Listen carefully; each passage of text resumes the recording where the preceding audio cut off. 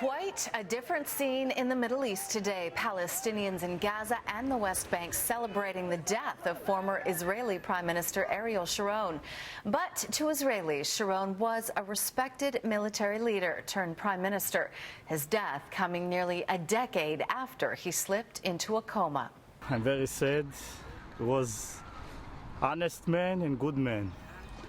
And Israel lost a good prime minister for Israel. Shirley Engel looks back on the hard-charging general who wanted to change the Middle East. Both revered and despised, his was a life of extremes. Ariel Sharon, the military commander turned hawkish statesman, was a key figure in the defining conflicts of Israel's 65-year history. A defender and leader of the Jewish state at all costs.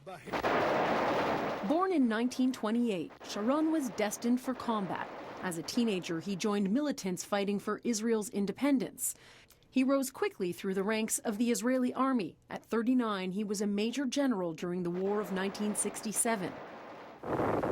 He was credited with turning the tide for Israel during the 1973 war, which led to peace with Egypt. You keep smiling.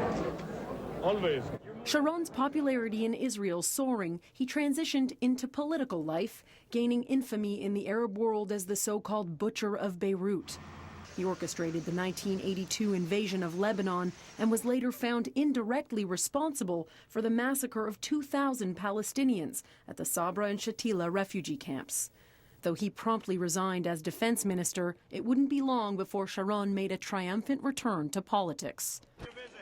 His visit in 2000 to the Temple Mount, one of the holiest religious sites in Jerusalem, inflamed tensions with Palestinians once again.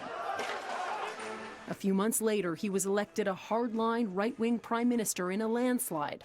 A fresh wave of violence engulfed the Middle East.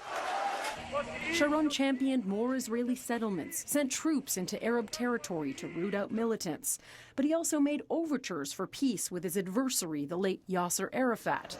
And in a move that shocked even his own supporters, directed a unilateral withdrawal from the Gaza Strip in 2005. Sharon was on the cusp of re-election as head of a new centrist party when he suffered that massive stroke in 2006. Despite surgeries and brief glimpses of hope over the years, he never regained consciousness. Though he faded from public life almost a decade ago, the passing of one of Israel's most decorated generals marks the end of an era. Shirley Engel, Global News. And Prime Minister Stephen Harper is offering his condolences. Harper says that, quote, Sharon pursued the security of Israel with unyielding determination that was recognized by friends and foes alike. He also played a central role in the Israeli government for several years, changing the political landscape through his leadership and vision.